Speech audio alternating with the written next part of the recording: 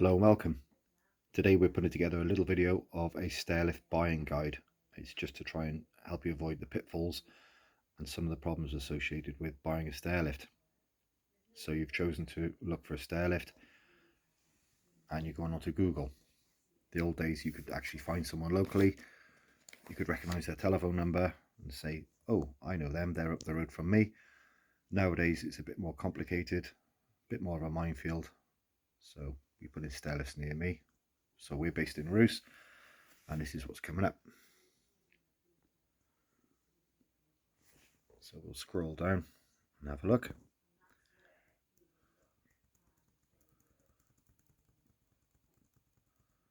Lots and lots to choose from. We always suggest, if you want someone local, go on maps,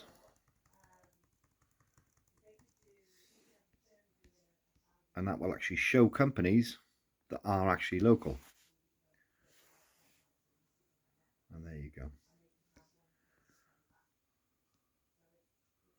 So all these companies here are well established, and you can see they're actually based around in and around South Wales, which is what you want. Should something go wrong, you need to be able to get hold of someone, and you don't want to come in all the way down from the Midlands or wherever.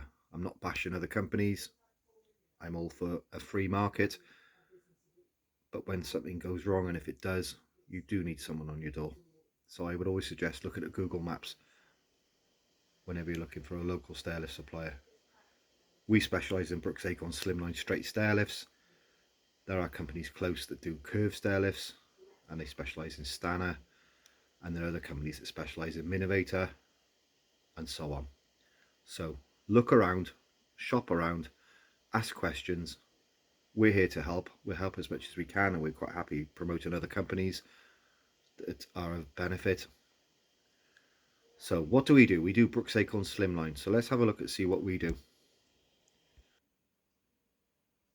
So this is our Stairlifts Wales. This is our Facebook page, and we are a local family-based company based in Roos, and we cover South Wales down to Swansea, Chepstow and the surrounding valleys.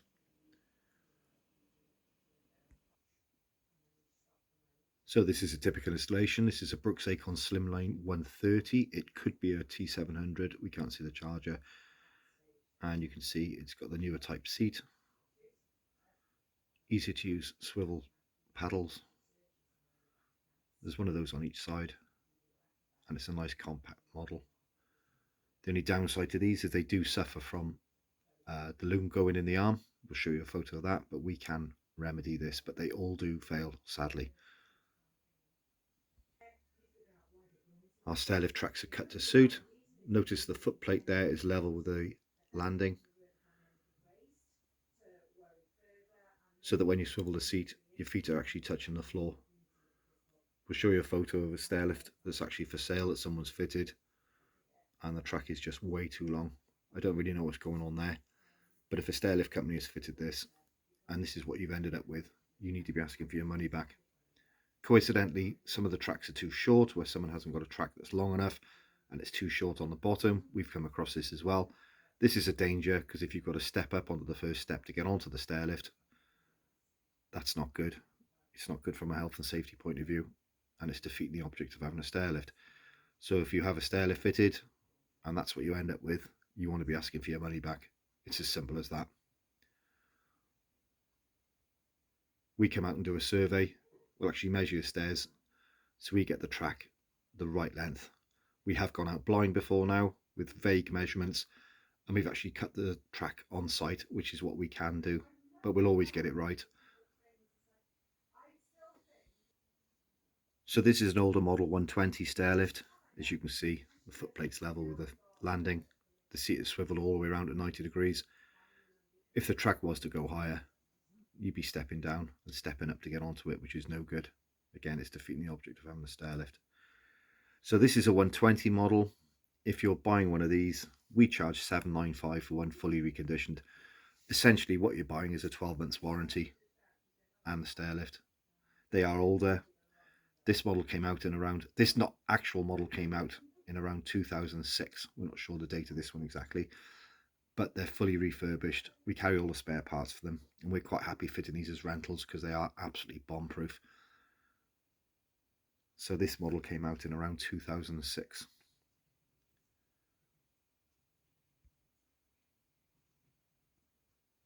This model is a 130 we fitted.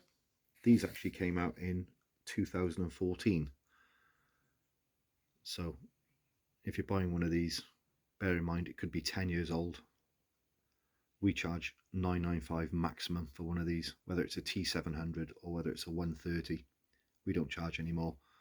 Although we did recently fit a Stairlift in Swansea. The Stairlift was $995 and we charged an extra £100 because for materials, because we built up a landing. So we basically just charged for materials, didn't charge for labour on that. And it was a landing at the top which we built up. The T700 came out in 2016.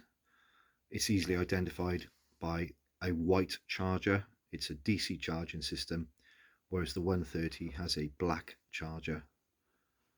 So if you're being told you're buying a T700 and it's 2 years old and the charger is black, then potentially you're paying over the odds for it, because it's not. It's an earlier one. That's the easiest way of identifying them. The early ones are black chargers. They came out in 2014, and the T700, which is the current model, came out in 2016.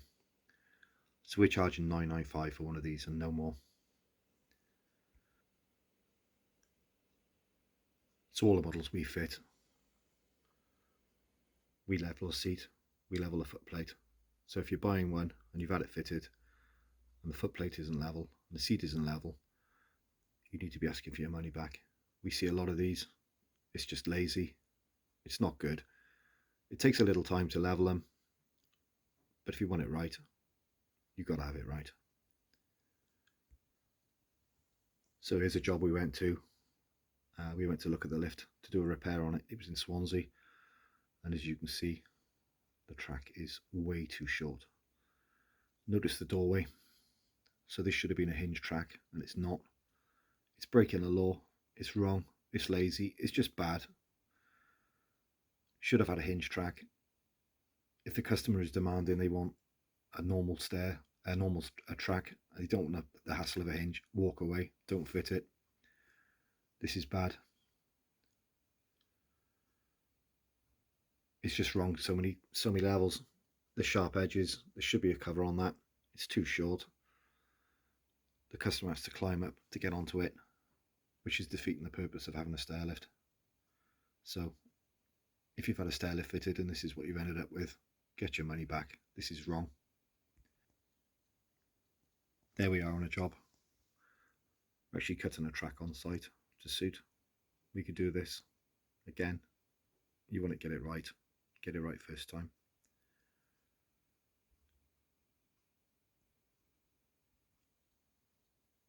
Here's a picture we fitted a Stairlift in Cardiff. Notice the hinge track comes down for a doorway, so it's not a tripping hazard.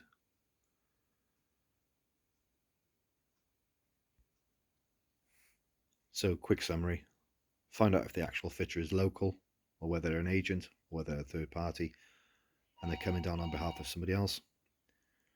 Get details. We leave cards, we have stickers, we have the dog tags that go on the key switches. We always leave our details as well as paperwork, and we're local. I hope this is of some benefit to you, and thanks for watching.